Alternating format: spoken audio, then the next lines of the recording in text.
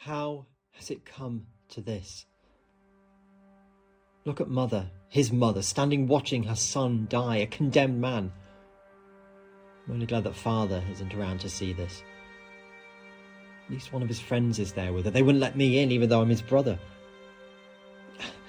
I mean, I couldn't say Jesus was strange, but he's different. All those hours spent with the rabbi back in Nazareth, and every day his nose in the scrolls of scripture. I think the prophet Isaiah kept him occupied for weeks at a time. But this? How did it come to this? Different, but a good brother.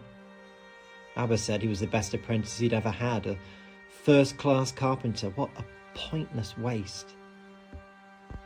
I took over his work when he set out on this foolish errand, proclaiming the kingdom. 3 years of wandering about, getting this odd bunch of people around him.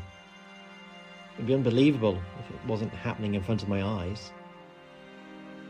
That time he preached in Nazareth, said that Isaiah's words applied to him. That was too much for the townfolk. They wanted to chuck him over the cliff. Blasphemy, I guess. Maybe it would have been better if they had. Jesus' friend John, he's just taken mother into his arms. I think they're comforting each other. I like John, one of the fisher folk from Galilee, but quiet and thoughtful.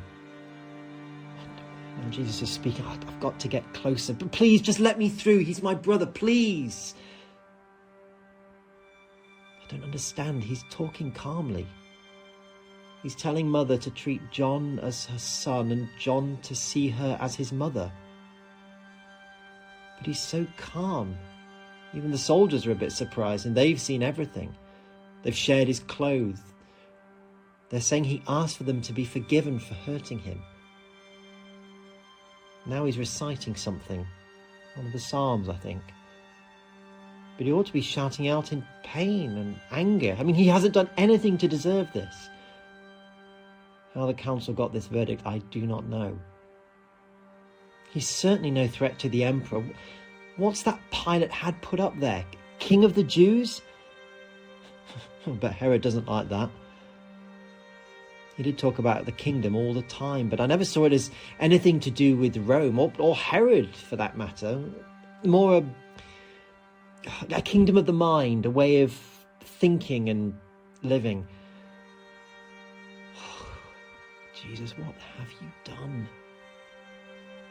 Sooner or later, your preaching was bound to upset the Pharisees and all their mates.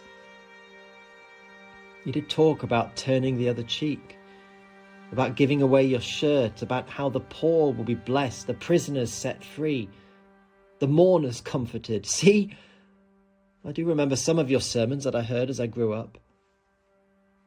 I wonder. I look at you now, and you look as if you know exactly what you're doing.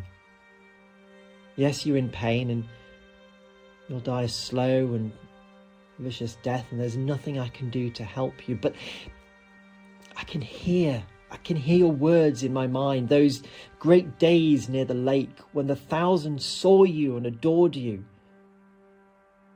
But now there's just a few. John's there, and the women who've been with you for ages right by the cross. And some of your other friends are here. I've seen Peter at the back of the crowd. They've been much closer to you than I ever was. I'm wishing now that I had been, because your words fill my head. The good things you did, the people you helped, all those lives you changed. I can see you now, all that study, that faith that burns in you like a flame, all that you gave up. Why are you looking at me like that?